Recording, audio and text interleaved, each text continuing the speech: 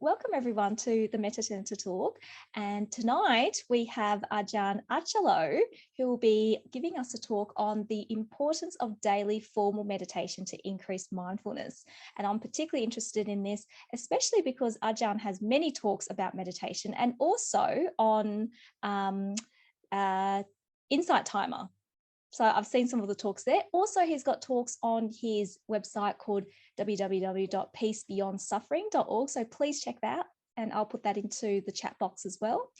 And what we'll do today is we'll have a talk by Ajahn, followed by an interactive session. If you have any Q&As, feel free to put your questions into the chat, and I will MC tonight and ask those questions to Ajahn at the appropriate time. So thank you. Thanks everyone for joining. Thank you, Ajahn.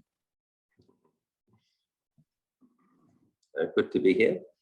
Nice to be addressing a group of people in Australia, the country that I was born in. Last year I was gifted Thai citizenship, but I did spend the first 21 years of my life in Australia, so naturally feel some connection to the place and gratitude for the good parts of my childhood, and also a lot of friends in the Melbourne area, having taught at the BSV and having taught retreat in Geelong. So nice to be addressing a group of Australians.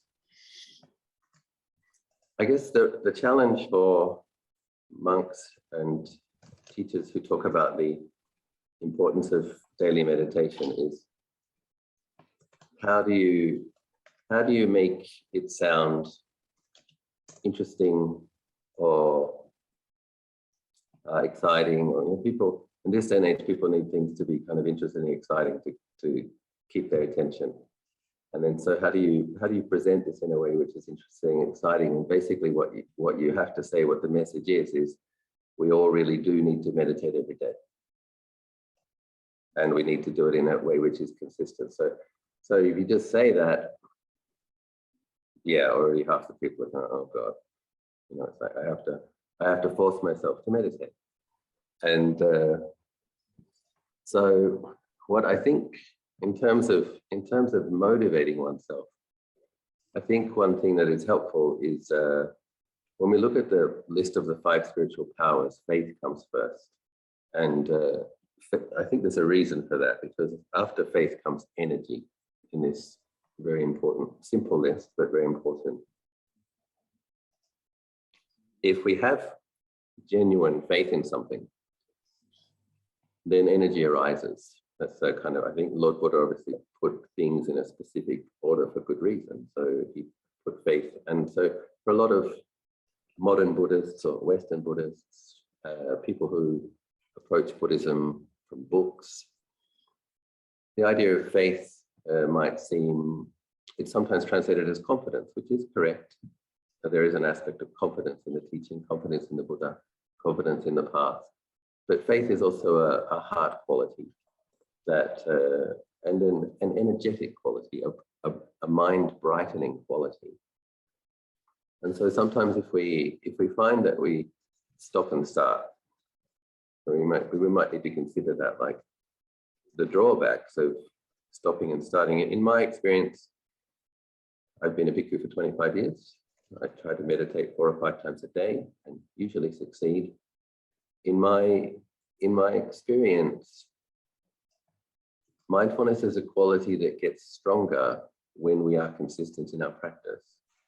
And if we're consistent over a longer period of time, like literally just never missing it, the quality of the mindfulness gets, let's consider mindfulness as presence of mind, a quality of clarity that's in the body and mind or pervading it.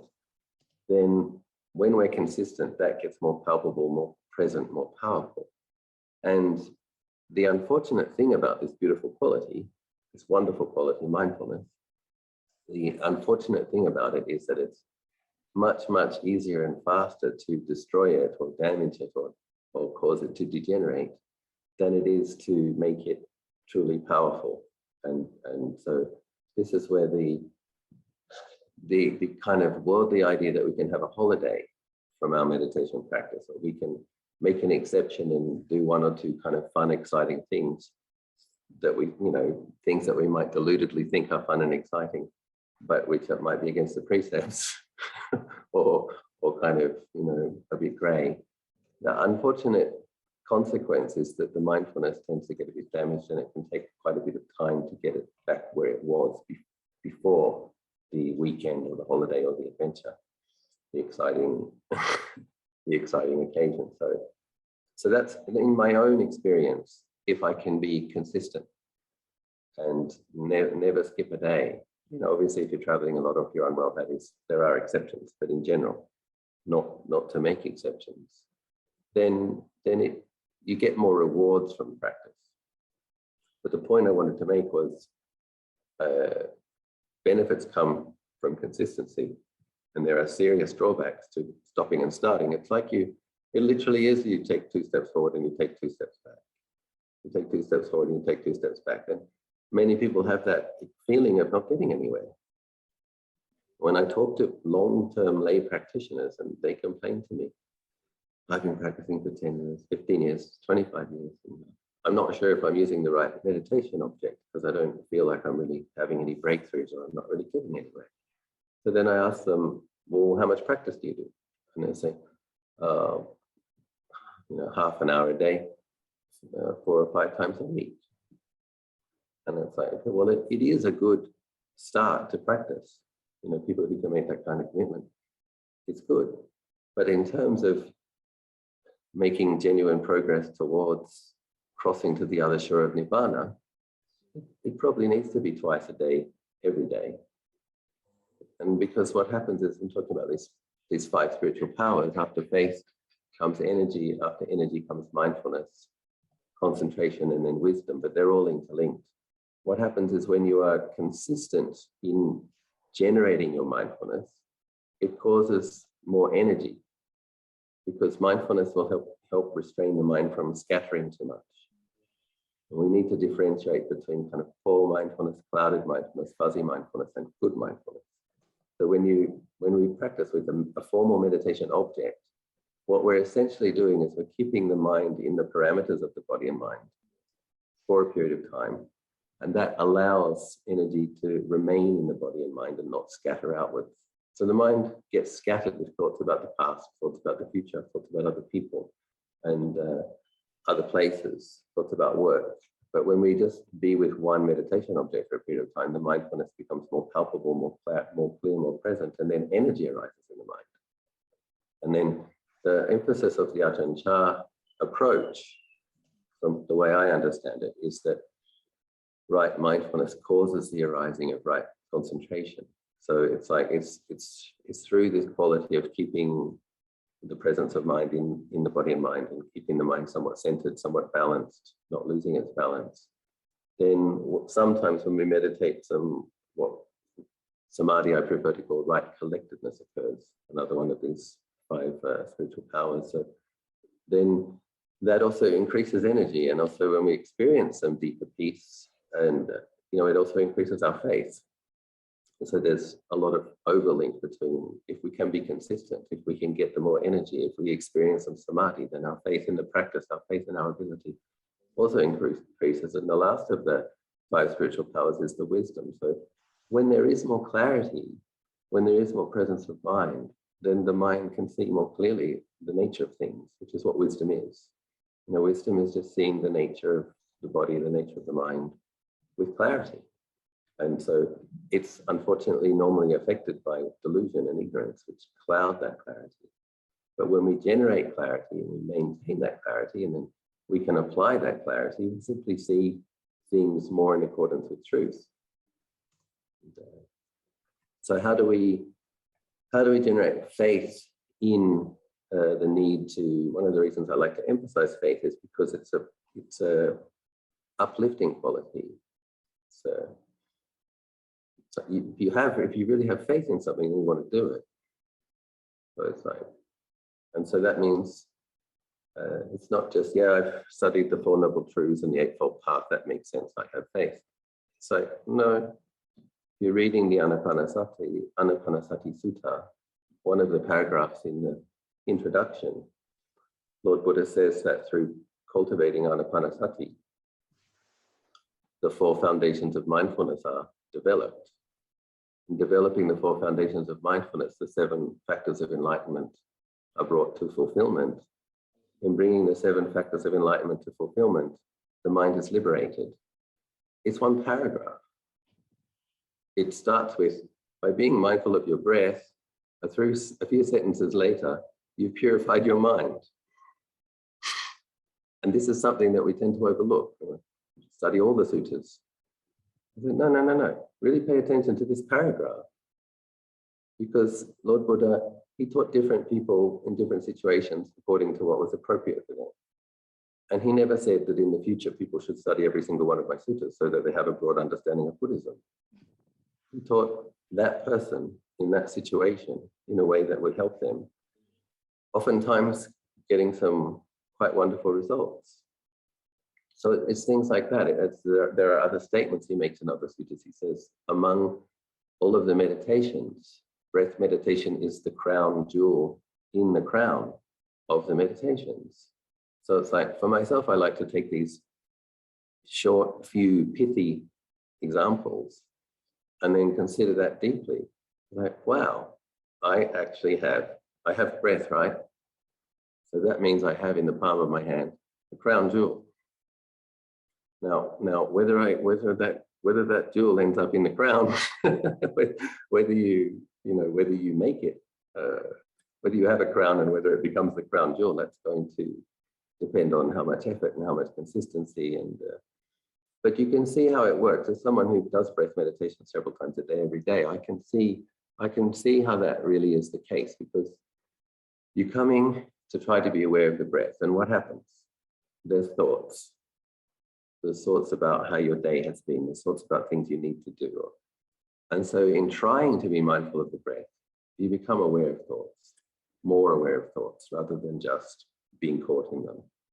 And then sit for a bit longer. Okay, there's some knee pain, there's some back pain. Trying to be aware of the feelings of the breath, but awareness of feelings begins to occur.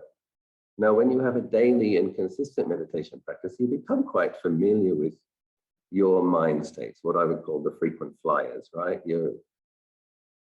What the grudges you like to hash over, the politicians you really don't like that you like to grumble about, the workmates that cause you that you suffer about, that you don't like, and the people that you fall in love with, whatever it is, you become familiar with the way your mind fantasizes, positively or negatively. And so what happens? You get more familiar with dhammas. So there are wholesome dhammas, there are unwholesome dhammas, there are neutral dhammas. You're trying to be aware of your breath, but you become mindful. Oh, I'm thinking about my boss, how much I hate my boss again. Oh, I'm thinking about how much I love that person. And it's like, come back to the breath, come back to the breath. But what happens is when we make this set time every day or several times a day, we become much more familiar with our mind states, the habits of our mind, the feelings in the body. And the breath is such a wonderful thing because it changes with the mind state. So when you're experiencing a coarse mind state, the breath will be heavier and more coarse. When you're experiencing a refined mind state, the breath will be more subtle. So it has this, once we train ourselves to be aware of the breath consistently, it's like a walking stick is how I see it. It's like a cane that helps you not fall off the path, because it will let you know the mind's becoming more coarse, or the mind's in good shape, the mind is balanced. And so if you notice as agitated, oh, what's going on? Oh yeah, I'm getting agitated. So for myself, because I do meditation when I wake up in the morning a couple of times a day, and then in the evening as well, as I fall asleep, I tend to be aware of the breath. And when I wake up in the morning, I tend to be aware of the breath. When I become awake, it just becomes something that it's not just in a formal practice. It becomes something that you depend upon and is a tremendous support. It literally becomes an eye in the storm, or an anchor in a stormy sea, or a place where you find refuge when life gets painful, because you can use the breath to kind of pacify pain in the heart area. And you can use the breath in conjunction with loving kindness to kind of bathe that mind area. And then if you get skilled at loving kindness, kind of replace the mind state which has suffering and pain with the mind state that is pleasant and uplifting. Do it in conjunction with the breathing. That's a large aspect of my guided meditations is focused on that. So if we can, I'm just talking about this to try to help people understand where it goes. Like if one is serious, if one really has faith in breath meditation and one embraces it with more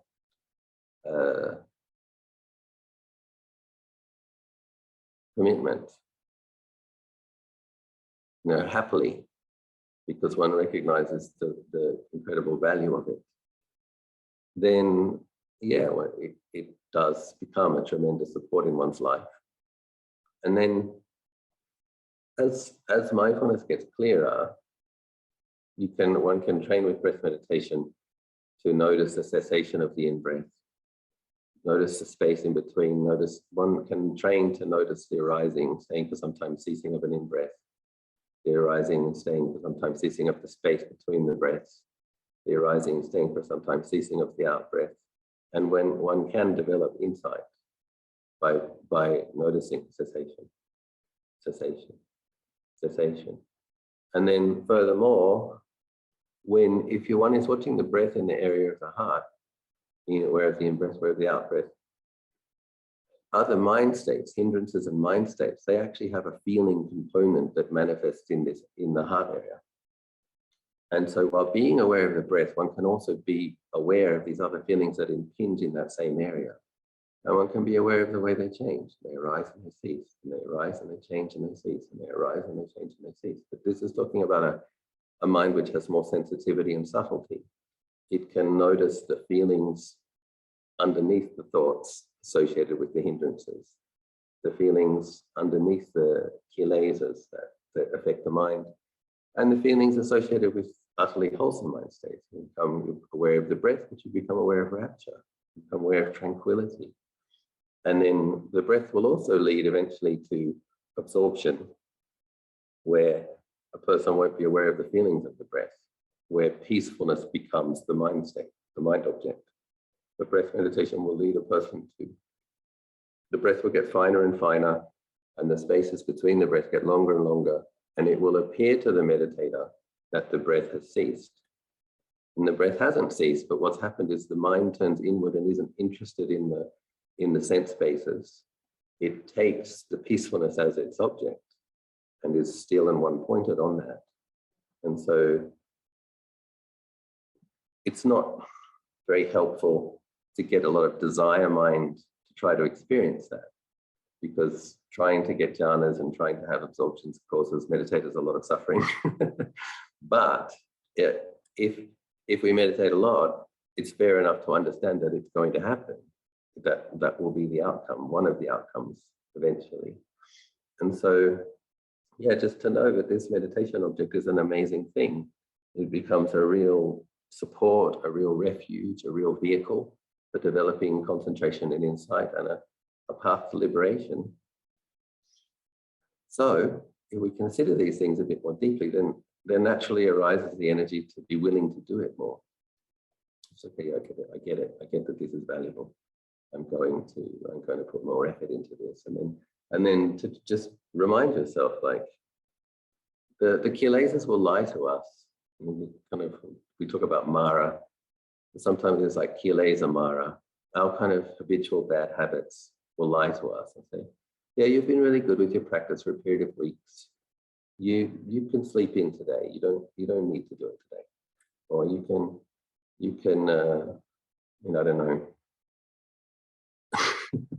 Probably not that many meditators go to raves or discotheques or whatever.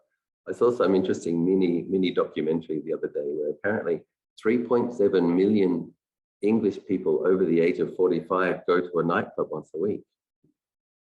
And so it's like, obviously a lot of them are taking drinks and ecstasy or whatever.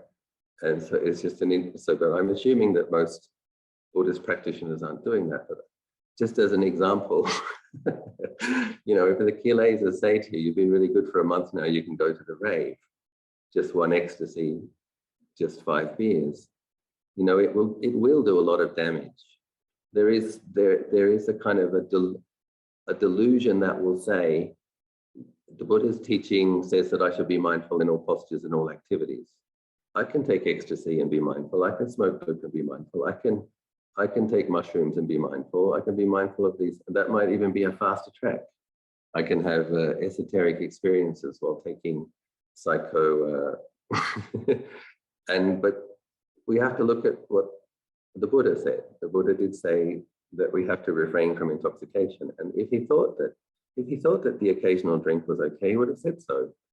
If he thought that smoking dope was okay, he would have said so. And if he thought that, in the future there will be this thing called ecstasy and there'll be the opportunity to go to discotheques, and I encourage my students to go once a week. He didn't say that. He says one should make an island unto oneself. One makes doesn't mean that you don't have friends. You have your spiritual friends, and you come together and discuss Dharma, come together and practice. You come together and have a nice meal, no problem. But we try not to expose the mind to coarse energies, because we need to understand that the coarse energies do degenerate the subtle quality of mindfulness. And mindfulness, unfortunately, in the beginning is subtle and not strong. But when we're consistent with our practice, it becomes subtle and powerful and resilient. And then it becomes a very, very powerful thing. So in one of those weeks after the Buddha's enlightenment, in the area around the Bodhi tree, when Lord Buddha was contemplating, how did I realize this? This is amazing. It goes against the stream. It's difficult to penetrate. Most beings won't get it. And so one of those lists was the 5 spiritual powers. He realized these 5 spiritual powers, when cultivated, made much of, lead to the deathless, merge in the deathless. And I love the simplicity of it and the all-encompassing nature of it. 5 things. And but they converge in leading to the mind to realize ultimate truth and abandon ignorance and delusion. But in another one of those weeks, when he was reviewing what he'd accomplished, another list was these 4 foundations of mindfulness, when cultivated, made much of, lead to the deathless and merge in the deathless. So it's like, and then we have what I was trying to focus on is that in the Anapanasati Sutta, Lord Buddha says, breath meditation, when practiced diligently, cultivates the 4 foundations of mindfulness. So it's all there. We don't need a lot of teachings. Well, what we need to do is to do a lot of practice. And we need to find ways to inspire ourselves to be willing to do it. And then remind ourselves, don't have holidays from practice. And I have heard some people from other traditions sometimes say, if practice gets dry or boring, just have a break from it for a while and then start again. And I would never recommend that to somebody who said practice got dry or boring. I would never recommend. If somebody starts to have psychotic episodes, I would recommend having a break from it for a while. But if somebody says their practice is getting dry or boring, I would challenge them to really cultivate loving kindness for themselves. It's okay, well, the person who is feeling that this is boring or I'm not getting anywhere, how much loving kindness can you generate for that mind state? Give yourself a challenge. It's like, when there's boredom, there's a person there who's being bored. There's various ways there's a self-view affecting the experience, an assumption of a self. There's, in a peaceful, there's no boredom in a peaceful mind state, it's just peace. But if there's a person who's bored, okay, there's various ways you can approach this. How much can you blast the bored being with loving kindness until the loving kindness gets replaced with just rapturous love, loving acceptance, tranquility, peace, before it becomes a divine abiding. And then there are other ways. Okay, think of all of the people who are meditating in the world now, who are feeling bored, who are feeling frustrated. It's a bit dry, they don't feel they're getting anywhere. Can you spread loving kindness to every single one of them? Every single person making efforts in their meditation in the world right now who's experiencing frustration or boredom. May you be well. May you be happy. May you experience peace. May you never give up. May you keep going. And you just kind of take that mind state and expand it and radiate goodwill to everyone else experiencing it. Other things you can do is you can ask yourself, okay, where is this guy? Where is this bored guy? And have a really good look. Is he in the eyes? Is he in the nose? Is he in the ears? Is he in the tongue? All this obsession with sight, sounds, taste, smells. Where is he? Have an investigation. Is he in the hair? Is he in the nails? Is he in the blood? Is he in the heart muscle? Is he in the brain? Where all those thoughts are. You apply whatever mindfulness you have, you just place it there. Okay, bored guy, where are you? Are you in the brain? No, can't see him there. Okay, and in the heart area, are you there? Feel that muscle. Where is he? Where is he? No, not there. Is he in the blood? 7 liters of blood. No. Is he in the excrement? Hope not. It's like, have a good look. Where is he? He's not there. And so when we apply mindfulness and wisdom, you can move through bored mind states. You just have to be determined to. You just have to be creative. You just have to find ways. And you would see that as a challenge. I just get there. I feel bored. I feel like nothing's happening. Okay, so be a bit creative. Make a different kind of effort. Be a bit more determined. Have a bit more metta. There are ways one can practice with feeling bored and frustrated or stuck. So I offer that as an introduction, and I give people opportunity to ask questions or make comments if they'd like to. Thank you so much, Ajahn. That was really helpful, and you've covered so many bases. And it's really interesting how with the Dhamma, different topics appear to be different topics, but they all really converge. So the 5 spiritual powers, they're connected with the 4 foundations of mindfulness, connected with the Anapanasati Sutta and the practice of breath meditation. So wonderful, and a really good tip for all of us to not take a holiday from our meditation practice, because very often when challenges arise in our life, we just need to take time out. But actually what I find is bringing the Dhamma practice into our challenge actually helps resolve that challenge instead. So thank you so much for that. We don't have any questions as yet in the chat. So I would like to pose a question for everyone to consider. And if Ajahn, you're okay with this, the question I would like everyone to think about is, what are some challenges that you may have experienced in instilling a daily formal meditation and or in your mindfulness practice? And depending what answers they are, if you don't mind, Ajahn, I'll feed those questions to you. And if you have any tips to help them, I think this would be a very practical way to help people directly with any questions that they may have. Excellent. Okay, so I'll just pop that question into the chat, give some people some time to think about it. Feel free to write your answers in the chat, or you can also unmute yourself. No need to write a whole essay unless you really want to. I'll have that. Ajahn, you were talking just now about dryness in meditation. Do you think that that could also be, and boredom as well? Is that a form of aversion and all the one of the 5 hindrances maybe arising? Yeah, there's a little bit of aversion there, but I think one of the big factors is entertainment technology and sensuality. Life is much more sensual and much more there is much more entertainment than there used to be in like for example, for a rice farmer in northern Thailand 100 years ago. Occasionally some group would come through, there might be some play, some puppet show, some kind of singing, but you know, life was very much going to the fields, ploughing the field, planting the field, harvesting the field, and they would sing in the field, right? But they had to be there in the dirt, behind the buffalo, in the sun, with the insects. They had this kind of being with coarse impingement and being present in the body. They couldn't spend hours on YouTube being titillated by the exact very thing that they find fascinating.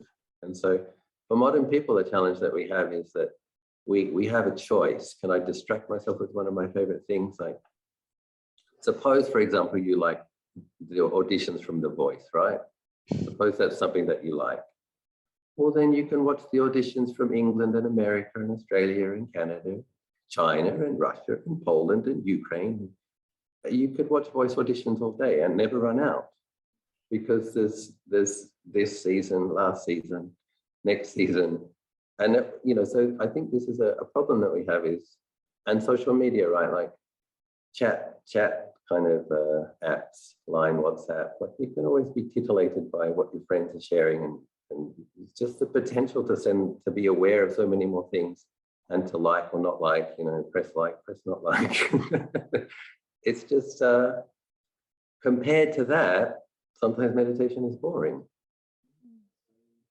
And so I think part of it is the mind is intoxicated with distraction and entertainment. And there's a very important thing to understand about this is the people who created these things know very well that it triggers dopamine in the brain.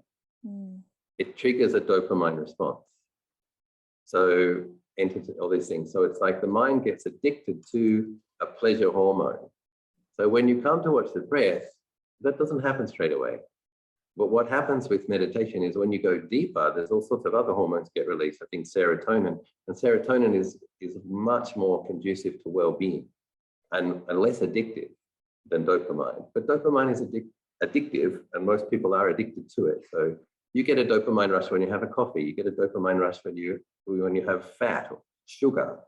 And so, but you also get a dopamine rush when people like your comments or like your Facebook post. You read this, how many likes you got, you get a dopamine rush about that. And so, I think we have to be willing we need to understand that, compared to all those other things, meditation is a bit boring.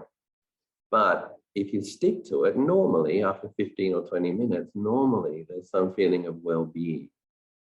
And I think people also really need to train themselves to notice how they feel after the meditation, because there's a sense of when we're meditating, it's like we take a magnifying glass and it's like we're still fault finding and we're kind of dissecting things and we're not happy, we're not content with the level of peacefulness. But what I like to get people to do is after the 25 minutes, half an hour, 45 minutes, however long it is, when you get up, have a really good feel. How does the body feel? How does the mind feel? Do you feel better now than you did when you started the session? And 9 times out of 10, you do. And it's like you really notice that. And it's a different kind of, it's not a dopamine rush. It's something better. It's a feeling of contentment and well-being. And adding to that, Ajahn, could it also be that we're so used to that instant gratification that comes from entertainment, whereas for meditation and mindfulness, what comes from that, people need to be patient because the results aren't instantaneous. There is that. Yeah. And also there's pain in the mind. The first noble truth of unsatisfactoriness, there is a lot of pain in the mind.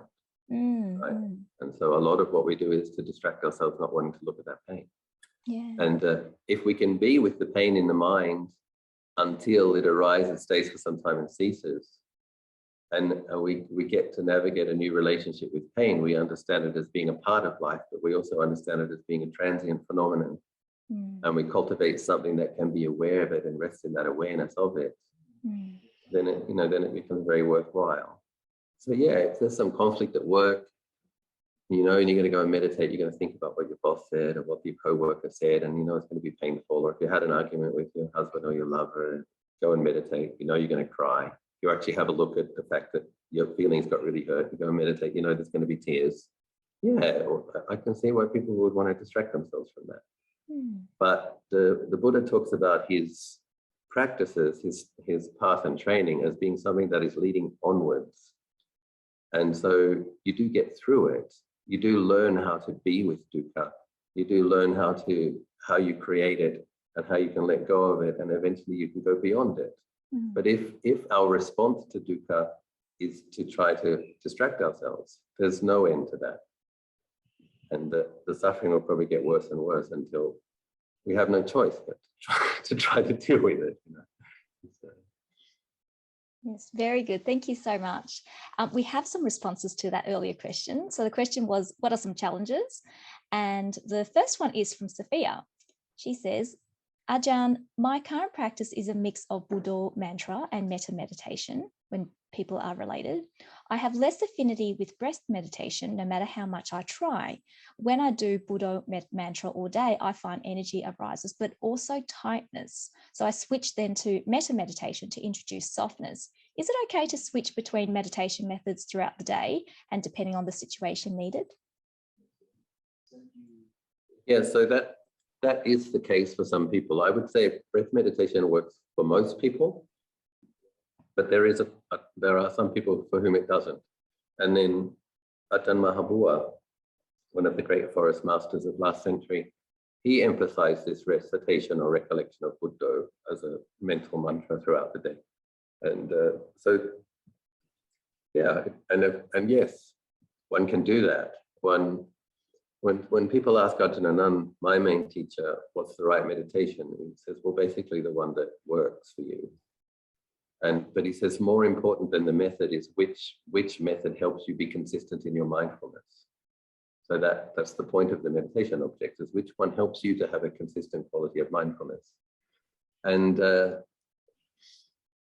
yes, so being aware of the texture of the mind and realizing that it's getting a bit tight and picking up another contemplation or a method to bring it into balance, is skillful and recommended. Sounds good to me. Thank you.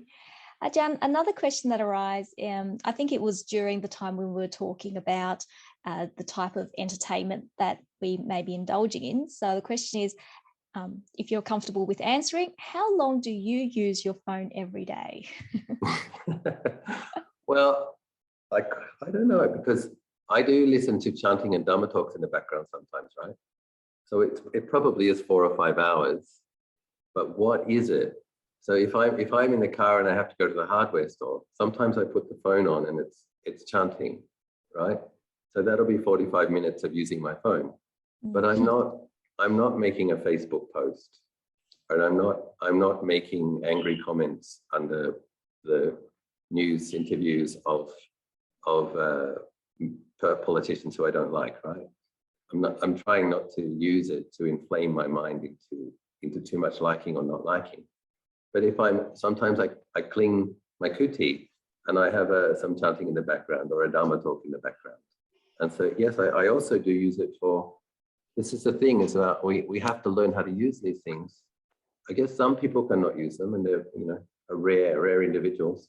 For myself, as someone who has, who is an abbot and who has a following, people do write me messages about the latest drama in the family, who's sick, who's dying, it's appropriate to, I want to know of my closest supporters. I do want to know, who to put into my metta practices and who to chant for, etc., etc. So there's a certain amount of email answering, a certain amount of line message answering, and a little bit of news. But the thing that I would want to emphasize is if there's an area that we know we lose it, then it's really good to have a limit. It's like, make sure that you're using the phone or the tablet and that it's not using you. So when I was in India recently for a month and in Nepal for 10 days, I kept a journal. Part of the reason I kept a journal and I shared the journal, part of the reason was that a lot of friends who love pilgrimage practice who wanted to come but couldn't come, I decided to go last minute. And so I wanted to include those people. So I was writing a journal on my iPad for 2 to 3 hours a day. But the journal was about Bodh Gaya or about Varanasi or about Sarnath, the place where I was. So I guess the point I want to make is you can use these things. Can you use them wholesomely? Can you use them in the way that when you do share the activity that you've used it for, does it lead to brightening and uplifting of other people's mindsets? Or many people said they felt that they came along with me on that journey, and it was fair. And they put forth. I was also meditating 7.5 hours a day and writing on my journal 3 hours a day. But people felt they also decided to increase their effort as well. Okay, because they felt brought along, they were into it. So we can use these things in skillful ways. And then that just requires a certain amount of integrity, doesn't it? It's like, how am I using this? Is it skillful? And if there's certain things that we like, which you can just kind of see, oh, wow, I started watching one of those and 2 hours later, I'm still here. It's like, this is where we need to, I need to set a kind of a minimum. I'm going to allow myself a certain amount of entertainment, but how much? It's like you put a limit on it. It's like a reward thing. If I did my morning meditation, and if I'm going to do my evening meditation, I'm allowed to watch voice auditions for half an hour, whatever it is, whatever your thing is.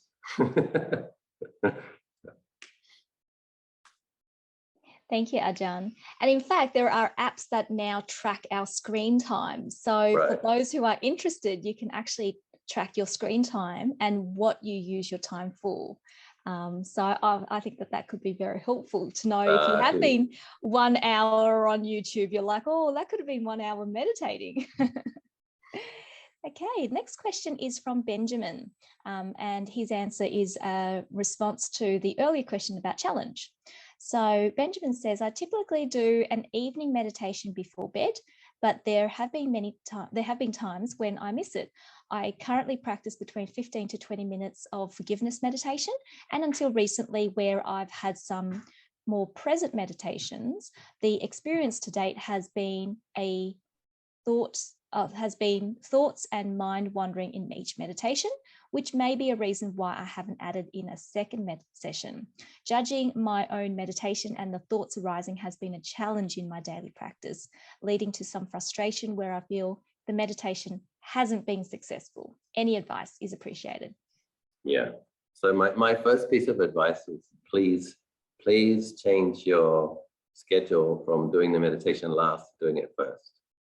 So if you're coming to do your meditation last thing in the day after having had a busy day, there isn't actually much energy there to apply to the meditation object. And if we understand that the mind is the forerunner, what we do with our mind is going to, produce our future, then we give it the suitable priority, the appropriate priority. So it's like, what I recommend is go to bed an hour earlier, get up an hour earlier. Don't look at your phone yet. Get up, go and wash your face, brush your teeth, do some chanting and sitting. And then what you're doing is you're generating the mindfulness and the clarity that you want to be able to bring into your day. And if you've already rested and you've rested enough, I mean, some people do have some heavy sleepiness, but turn on the light, wash your face with cool water. There's ways to work with it. And normally, there's much less thinking first thing in the morning because the mind hasn't been exposed to all sorts of things that stimulate it. And what can happen then is that when one sees the benefit, one notices, oh, I've got more mindfulness throughout the day. I actually keep a bit more of a center. I'm actually a bit less reactive. Then one realizes, oh, this is actually really helping my life. And you feel happier to add a second session and then do the second session before sleeping. And then you'll have a nicer sleep, less disturbing dreams, etc. Thank you, Ajahn. There's a second part to that question as well, which is about judging his meditation. Right. Yeah. Yeah, I don't know. I think it's, in some degree, it's inevitable because we come from very critical society. It's like a lot of media content is critical, isn't it? So we and a lot of kind of conversations. I know in Australia, people just remember, people in Australia criticize politicians constantly. And when you might want to read a movie review, it's often critical, right? It's like it's a modern societies are critiquing all the time. So when we give attention to that, and we've been brought up with that, when we come to it, that is a habit that we have. So I would probably make metta meditation the main practice. So if every time you sit, there's going to be thinking and you're judging yourself for thinking, so think wholesome thoughts. May I be well, may I be happy. May all beings be well, may all beings be happy. It's like you can't have too many critical thoughts about that, right? It's a wholesome, skillful activity. And you just, and the Lord Buddha does say in the 11 benefits of Metta Sutta, he does say for those who cultivate loving kindness, the mind concentrates easily. So it's like, okay, if the mind is not yet concentrating easily, we need to give more focus to the metta.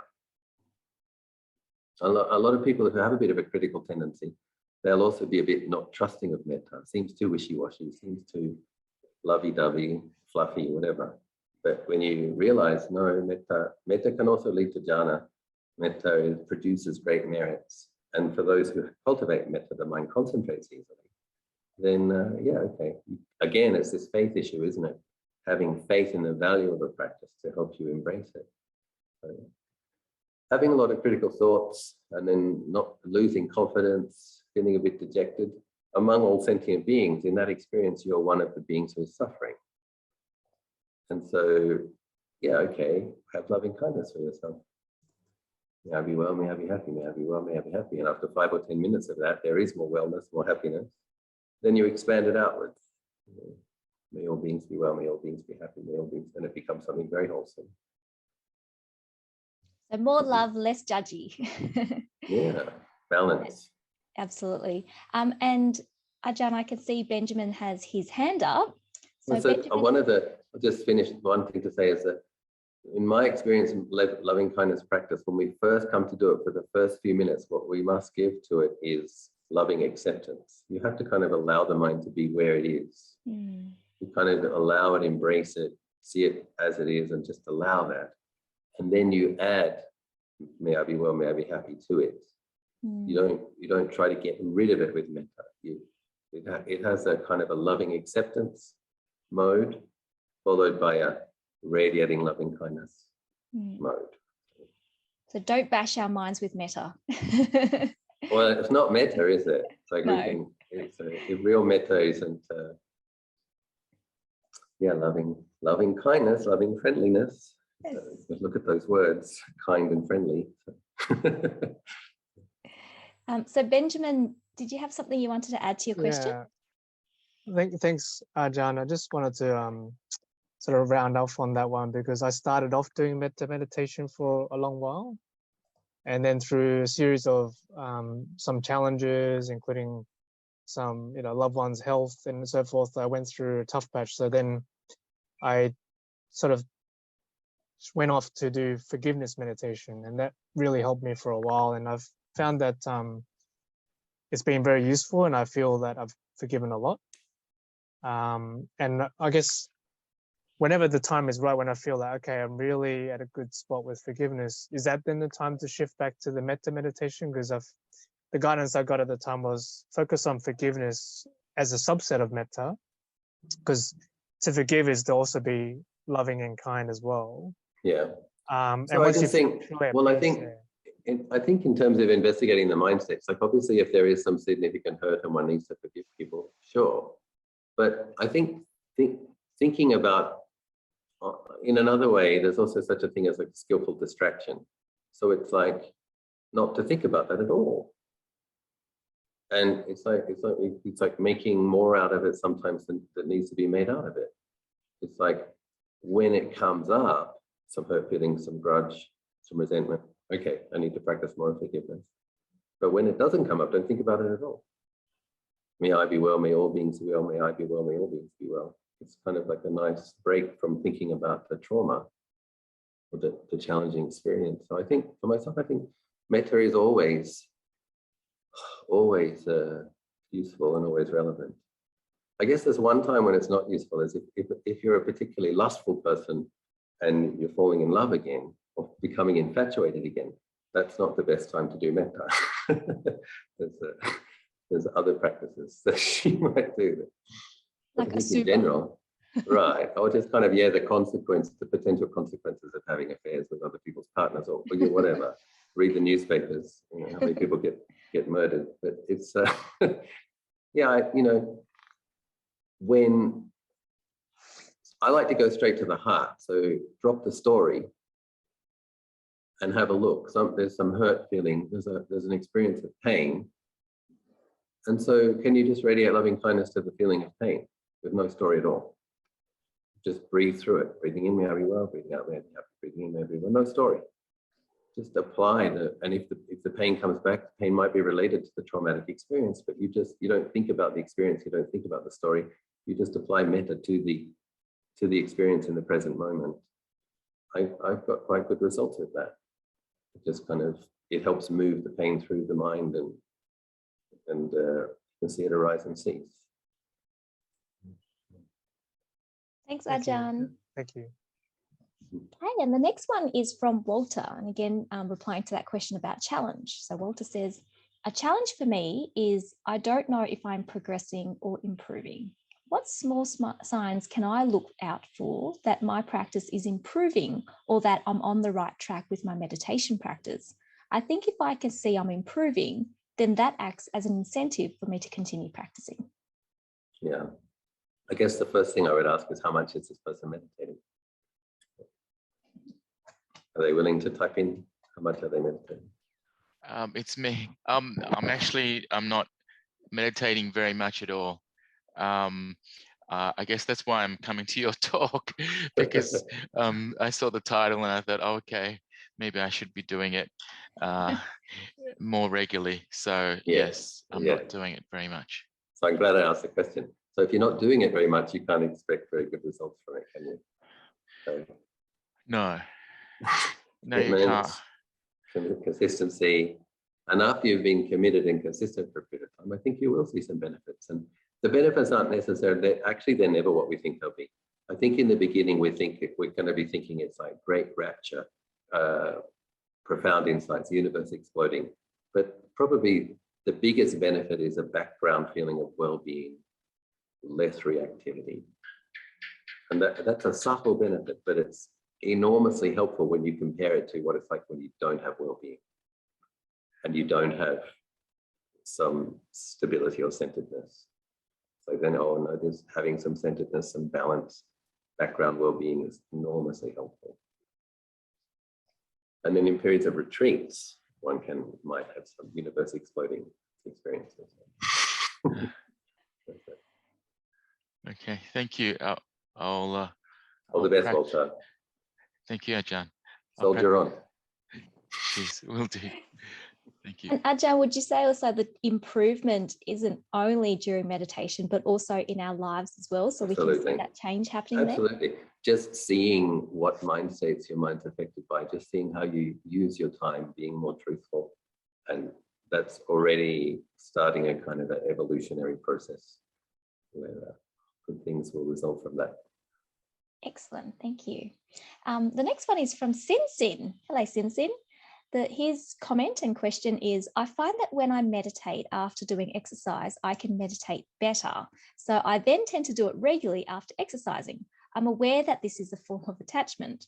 What's your view on this? I also feel that I managed to sustain the regular meditation practice after a retreat, and it lasts for a few months, but then it slowly fades and starts to fluctuate again. May I ask what type of exercise is it? Ajahn, well, I like walking, so I go hiking and bushwalking a lot. But then, just after a long walk, for example, maybe because of the endorphins produced as well, it tends to feel good. But and then I tend to just meditate afterwards. But no, that makes sense. So for me, it's like you're more in your body after a walk, and so if you're coming straight to the meditation after being at a desk or working on spreadsheets or whatever, projections, or you're looking at whatever people do these days in offices, it's a very heady, cerebral kind of a abstract experience. When you go for a walk, you're in your body more. And then, so yeah, it actually makes sense to me that then when you come to sit, that you have more kind of presence of mind in the body. And then that to me would just be skillful. It just means that your meditation is less painful, more effective. So it just seems skillful. Why not go for a walk before your meditation? Great. What I wouldn't recommend, and the reason I was asking about what kind of meditations, I wouldn't recommend if you go and swim for 2 kilometers. Most people won't know this, but in my past life as a 19-year-old in Sydney, I used to swim 2 kilometers 3 times a week. And that's actually very meditative in itself. You're counting the breath, you're feeling the body. You have to be mindful not to crash into other swimmers or bang your head at the end of the pool. It's probably the beginning of my meditation practice. But the heart rate is up, his rate pumps faster for quite some time after that. So I wouldn't recommend trying to meditate after that because the mind's not going to find it very peaceful. So it's in a somewhat agitated state because the heart is kind of beating faster. But if it's a gentle aerobic exercise like a long walk, in the forest tradition, we also train in walking meditation. So do the walking meditation. You might explore that if you want to. Some people memorize chanting while walking. Some people do the Buddha in conjunction with the footsteps. And it's ways to make the walking a part of meditation, but it sounds skillful to me. Doesn't sound like an attachment. We can have attachment. We can have wholesome attachments, right? It's okay. We're attached. We train ourselves to have wholesome attachments next. And then later on, we can work on letting those go. So. And I do experience that myself, Ajahn, because like, for example, even during the walk, there's some spectacular views or lookouts and stuff like that. And I thought, okay, maybe I can actually just go to that spot and meditate. And often my meditation is actually not that great. But then sometimes when I just happen to be walking just in an ordinary place, which is in the bush, but it's nothing particularly spectacular. Often I experience that instant peace that comes with it when I least expect it. Right. And often when I say I'll go and meditate at that lookout, it's not actually great often. Yeah, because the mind gets distracted by the view.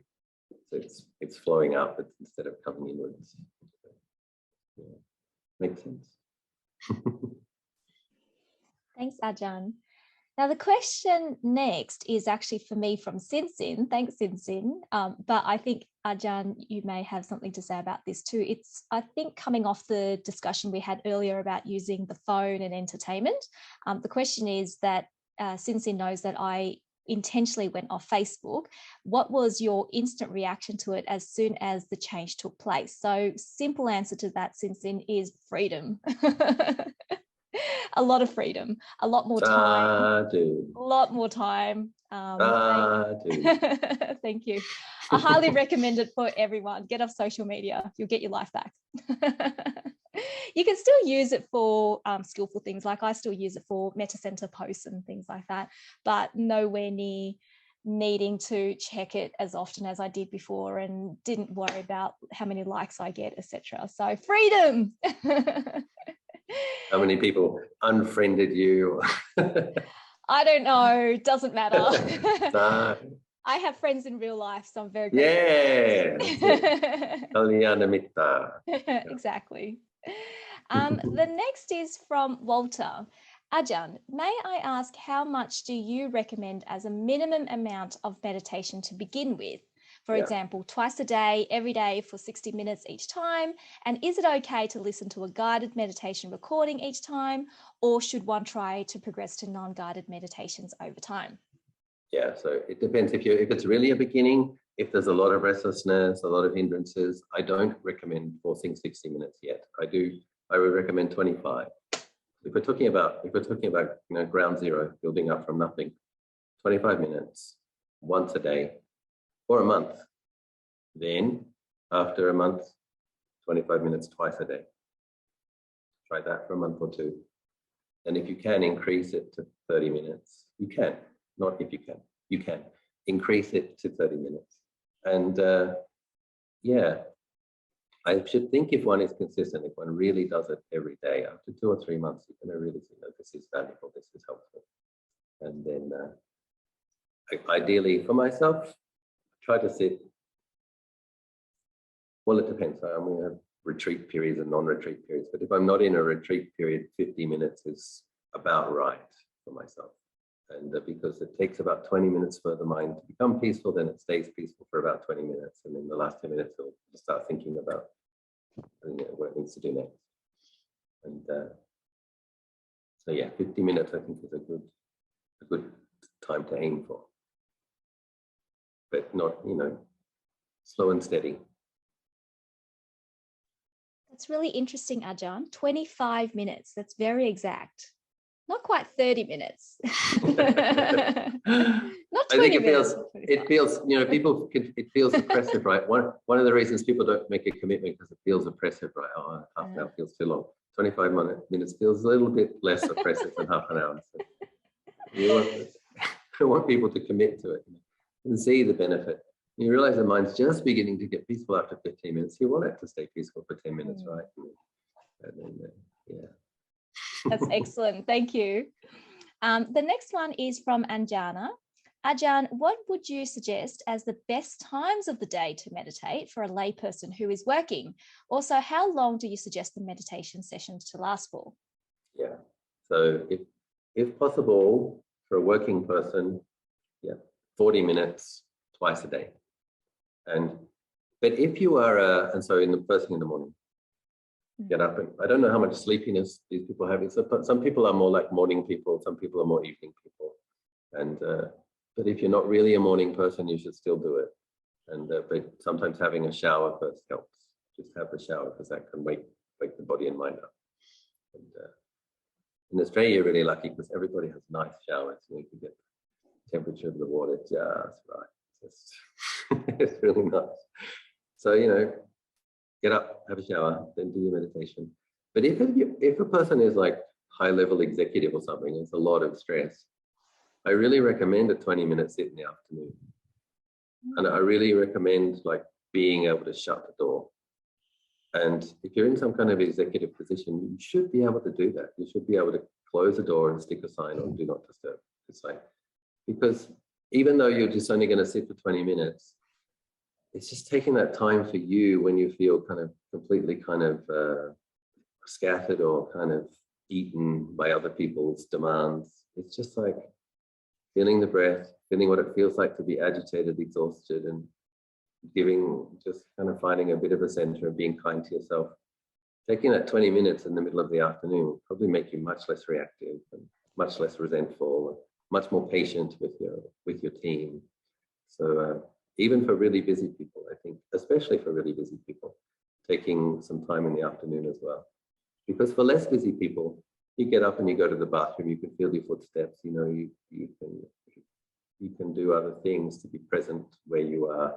But for really busy people, we sometimes need to close the door, stick the do not disturb sign on, or give yourself that 20 minutes. Yeah. Thank you, Ajahn. And I think in executive circles, there's a lot of recognition that mindfulness actually does help people be more effective. There is a recognition of that now. So as you can tell your boss, I'm meditating 20 minutes so that I can work much better for you, boss. Right. They might or might not buy it. I can vouch for that. If I can quickly share, I am certainly not a morning person, and I am also a very busy person, but morning meditation definitely works. And how I am able to manage that is that I live in a place where there's other lay Buddhists as well. So we make a commitment in the morning to meditate. So we are accountable to each other. So if you've got a Buddhist friend that you can just call in the morning or just hold each other accountable, you're more likely to do it and just get out of bed and not listen to that voice in your head that says, oh, you can just sleep in. Yeah. Okay. Ajahn, like since I also find that if I exercise and then take a shower and meditate, it's better. Is that like normal, or is it, because a lot of people say you should do it the first thing when you get up. But when I do it the first thing when I get up, I don't feel that much mind is calm and relaxed, but I feel much more relaxed if I go in that sequence. What do you think? The best of way? course, yeah. If you have time to do some exercise and have a shower and meditate before going to work, I think that's great. It's like you wake up properly. But what I would recommend is not looking at your device yet until after the meditation. So don't open the door to all of samsara to come and invade your mind and stimulate all sorts of proliferations. Just if you can give yourself that break. So while you're doing the exercise, you can listen to a Dhamma talk or whatever. Yeah. Great. Do some exercise, have the shower, do the meditation, and then dive back into samsara.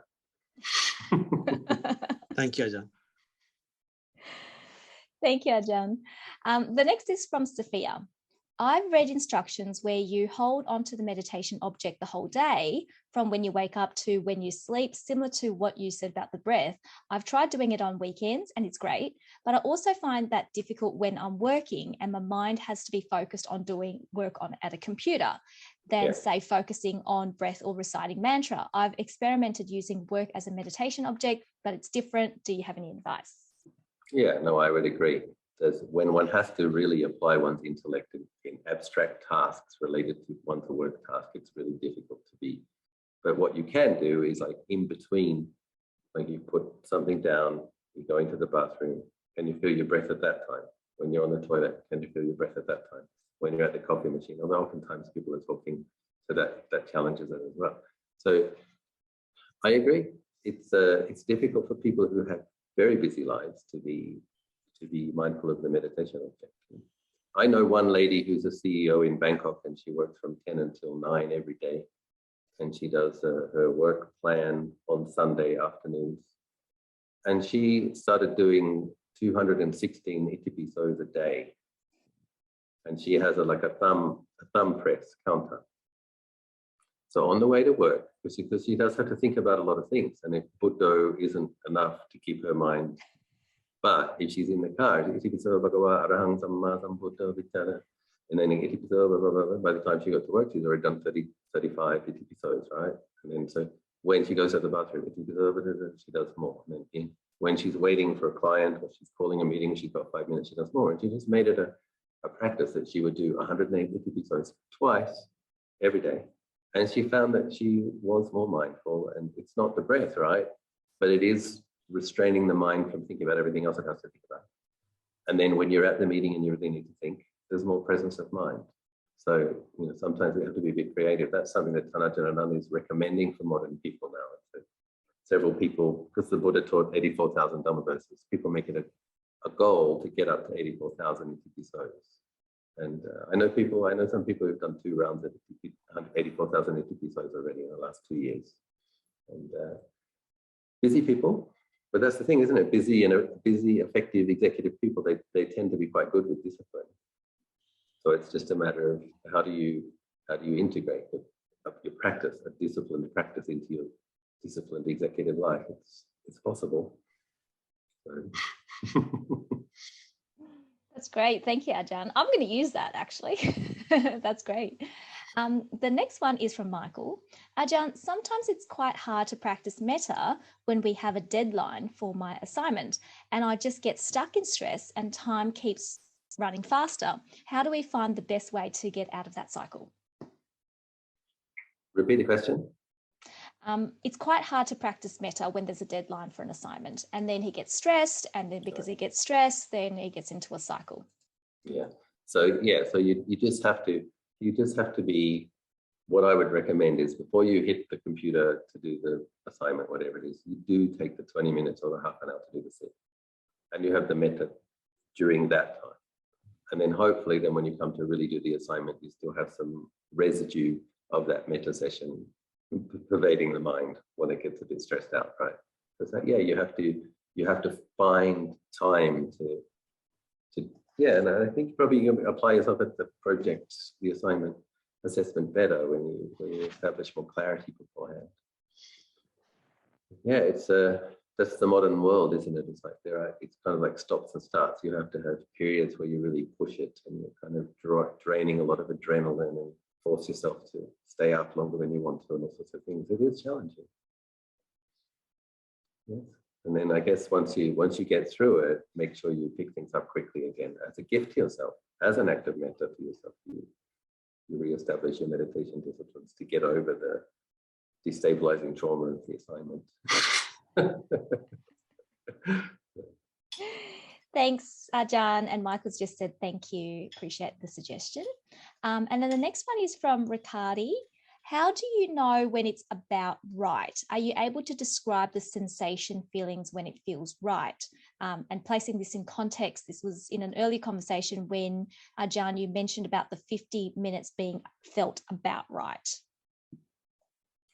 Yeah, so when we come to the sit, there's normally going to be some hindrances. And different people will tend to have more of one or the other, but we have them all. And so in effective meditation, after 15 or 20 minutes, there should be a feeling of the hindrances being significantly pacified. So they still might be there, kind of gurgling or simmering, but they're not boiling. There's the occasional thought associated with a hindrance, and it's like, you're mindful of it, come back to the breath, mindful of it, come back to the breath. And the mind is just in a more balanced, more contented state. And then it kind of rests. For most kind of seasoned meditators, I have that kind of experience. It's kind of a 20-20-10. 20 minutes before it gets quite peaceful, 20 minutes that it will stay quite peaceful, and then 10 minutes when it's starting to flow towards and then if you can have retreat-like situations, you can have longer sessions. And when I was in India, I was doing 2.5 hours in 3 rounds. But that was because I was able to put down being an abbot, put down being a teacher, just go and only have that to practice with. Really wonderful. Yeah, so at least that's my experience. And I spoke with Ajahn Achalo, and for him, he feels like 40 minutes is the right amount. But the thing about giving yourself an hour if for people who meditate just once a day, if you make it an hour, it's like sometimes if it's been a particularly busy or hectic day, or if there's some significant trauma to work through, it might take longer to get for the mind to experience some peacefulness or equipoise, right? So giving it that time, it might take half an hour, and then the mind is experiencing some serenity, more clarity. So to be aware of what you're thinking is different for modern people who think a lot. To be aware of what you're thinking and a relative awareness of whether it's wholesome or unwholesome is much, much better than just being stuck in the thinking, identified with the thinking, and committed to the thinking. There is a difference. It's very valuable to be able to have some awareness of the thoughts, even if you can't stop them. You can often, if you have awareness of the thoughts, you could stop the argument sometimes. So you could stop yourself mid-argument if you realize it's not beneficial, that kind of thing. Thank you, Ajahn. Next question comes from Zen. Ajahn, in this present day and age, are there monks and laypersons who have spiritual attainments? Are there certain monasteries you can recommend to visit in Thailand that we can visit to learn from these good spiritual friends? Of course there are. Yes. But it gets a bit tricky because, I mean, I'm very lucky. I live in a country with 50 million Buddhists, and I've lived here for 25 years, so one hears many things. And the issue though is we're not really encouraged to kind of make a list of the 10 greatest arahants in Thailand now, and it's because it gets complicated because some people think they are, some people think they aren't. Then you have like people's lists that don't concur with one another, and then Lord Buddha praised people making offerings to the Sangha, not seeking out only enlightened beings. So I probably wouldn't be able to. Well, I might. I'm very compassionate, you see. So I would say my preceptor Lumpuliam is, let me just say, a good monk. And I would say that my teacher Ajahn Achalo is a very good monk. And I would say that Ajahn Biak, Ajahn Dam, disciples of Lumpur Chah are very good monks. And there is one of the sisters of Ajahn Mahabua, an 8th precept nun. She was purported to be an arahant. So when she passed away, and actually did pass away. But I recently heard Tan Nando who told me about a nun who was a friend of a monk called Ajahn Bundet. She's also reputed to be somewhere in the higher levels of attainment. So yeah, they are around. And Ajahn Suchat, he's easy to get to from Bangkok, and he speaks English. So he's also a good monk. Ajahn Suchat. Yeah, I guess in Southeast Asia there's going to be more. It's kind of the heartland, right? There's tens of millions of Buddhists and tens of millions of Buddhist practitioners, so we have a greater per capita existence of good monks and good manners. But it is, it's obviously helpful to know that they still exist. There are people practicing rightly and correctly who are receiving the benefits of that. Problem is, when they get a bit famous, go to their monastery thinking, I'm going to meet a sage, and go there, and it's like crowds of people, and the sage is really busy. Because Ajahn Achalo, for example, he told the monks like 15 years ago, for these next 5 years, you monks, you still have an opportunity. You better practice hard, because after that, I'm really going to focus more on teaching the lay people. So now Ajahn Achalo, he's got like this.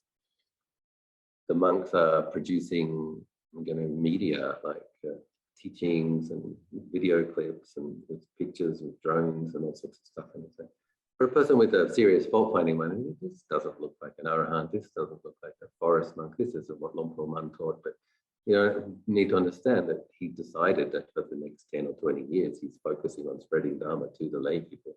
So that has a different, and in the day and age of the internet, that's going to look different to how it looked in Ajahn Chah's day. But you can get to see Ajahn Anan. You might have to wait a while. There might be a lot of other things happening, and but if you can pay respects to him, obviously it's a very good thing. And if you do have a chance to ask a question, my experience with Ajahn Anan is different people ask a different question. Every person will get a slightly different answer because he really looks at where you're at, and he'll have some kind of sense of what you need to hear in that moment. So yeah, it's valuable. Pay respects, but I guess you have to, and sometimes they have kind of health challenges. Can't go to see them, but you can't see them. But just to know that they do exist, and there still are some fully liberated beings with purified minds, and there are still a lot of people practicing. So it's good to know. Good to know. Thank you, Ajahn. Zen's follow-up question is, are there specific monasteries that one can practice longer term in Thailand? Yes, there are. And then it gets complicated. It's like, I can see, like what I was saying, it's like you go to the monastery with the Arahant, but you might not have as much time to practice as you'd like, right? You can go to a monastery with a lot of time to practice, but the abbot is not an Arahant. It's good in different ways. And sometimes paying respects to the Arahant, getting the advice for your practice, and then going somewhere quiet to practice. Sometimes you need to be willing to juggle conditions and move around a bit. And Sin's question is, so none in Australia? Yeah, no, of course. But there's no, the longer you get away from the Buddha, the less monks there are or monks or nuns who are like perfect, right? So it's like the way it's a good way to see the Sangha as refuge. It's like you can in a way, I don't want to encourage people to be too diverse. Like, I don't want you to be listening to scores of different teachers, but having a selection of teachers that are role models or mentors or examples of different qualities can be helpful. So, I think Ajahn Kalyano in Bodhiwana gives very good Dhamma talks, and I believe he has very good samadhi. And doesn't mean he's always friendly and kind, right? It's different people have a different character trait, and then there are other monks who might have gifts in terms of their meditation, but then they might not always give the most sound practical advice. So it's like, in a way, you visit these people and you try to go with the attitude of taking away what's useful. What is this person a good example of? I'm going to hold that person up as my example of such and such and such and such. So, so the monks that I know in Australia, Ajahn, what's his name, in Dandenong area. It's a Hasapanyo, excellent practice of Vinya, and goes on alms round every day. You want to see a bhikkhu who's really, really strict with his rules. Okay, there's a great monk to visit and admire. What's a bhikkhu who really keeps his rules like? Ajahn Kalyano, really good Dhamma talks, really good samadhi. What's a monk who has samadhi who gives really good Dhamma talks like? Okay. And, Ajahn Sujato knows a lot about sutras. Okay, so what I can learn about correct translations and sutras from that monk. It's like, and then together you have a noble and inspiring sangha. You have to be a bit. You have to bring them together. Strength in diversity. I mean, even in the times of the Buddha, right? Sariputta had foremost wisdom. Mahamoggallana had foremost samadhi. Only the Buddha was perfect in all qualities.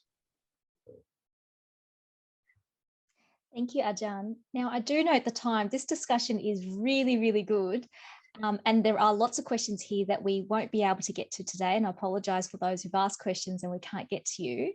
Ajahn, I know that there is another session coming up for you in 2 weeks. So we're looking forward to that. And so can I invite those who've asked questions today, if your answer wasn't, if we didn't get to your question today, please come back in 2 weeks. Ajahn will be back here again. And Ajahn, if you don't mind if we have this discussion continue in 2 weeks, okay? Yes, so if anyone fine. else, because we try to make things very practical here at Metta Centre, so something that people can take away and use in their practice. Yeah, I do agree. I think having a chance to ask a question directly to a meditation monk is a good opportunity. Thank you so. Happy to make myself available. Oh, thank you. And sorry for firing all these questions at you. It's all right. I actually kind of enjoy Q&A for that reason, because it kind of takes you by the side. It's like when somebody presses you, how much time do you use on your phone? Well, I like it. I actually like it. It's like, yeah, but because it's like, I can say as an example, I do use it, but I'm listening to my own teacher's Dharma talk. I'm listening to chanting. I'm writing about Dharma, and I'm answering emails to people who are experiencing traumas. It's like, there's a way to use it skillfully, right? Yeah. It's a good thing to be mindful of. Yeah, definitely. Thank you. So in 2 weeks' time, Ajahn is back again and we'll continue these discussions. And today we've received so much advice and words of wisdom from Ajahn. I hope we can put it into practice. If you've got more questions, any other challenges that may come up in the next 2 weeks, then we're so lucky to have Ajahn back again in 2 weeks and we can ask more questions. So I have made a note of some of the questions that we didn't get to today. So I will be asking that next week or in 2 weeks' time. Ajahn, in the chat, lots of thank you, sadhus, very appreciated. You're welcome. And certainly from my perspective, thank you so much for making yourself available today, answering these questions, and importantly, all the way from Thailand. This is the wonderful thing about technology. We can actually have speakers from all around the world. And next week, speaking about international speakers, we have Venerable Bhante Buddharikita, who is from Africa. So he's a lovely, lovely monk, and he was here last time in Sydney. It was wonderful to see him when he was here, and this time we're connecting with him through Zoom. And the talk that he'll be giving is on freedom from fear. So if you're interested in that, please come 7 o'clock to 8:30, same time, same place by Zoom. And we will also be opening the Metta Centre Hall as well. So some people will be here in person and some people will be here by video. So watch out for that. So thank you again. Ajahn, would you like to do a short closing, maybe a dedication of merits, or however you wish to close the session today? Do you do that chant together sometimes, or do you have a formal chant that you do? Or? Oh, we don't have a formal chant, also because we've got teachers from all traditions. So yeah, right, okay. Yeah, just however people would like to end it. Okay, so let's just do this together. Okay. Dedicate them. Okay, so recollecting that, contemplating wisdom teachings, contemplating the teachings of Lord Buddha, contemplating Dhamma, and committing to training our minds as all meritorious. It produces punya, and so punya can be shared. We dedicate the merits of this skillful activity with all Dharma practitioners around the world. May the Buddha Sasana stay in the world for a long time, and may we all continue to grow in Buddha Dhamma until we realize complete liberation from all suffering. Sadhu, sadhu, sadhu. Okay, see you in 2 weeks. See you in 2 weeks. Thank you, Ajahn. Thank you, everyone. Life permitting. Okay. Indeed. Thank you. Thanks, everyone, for joining. See you in 2 weeks. Bye.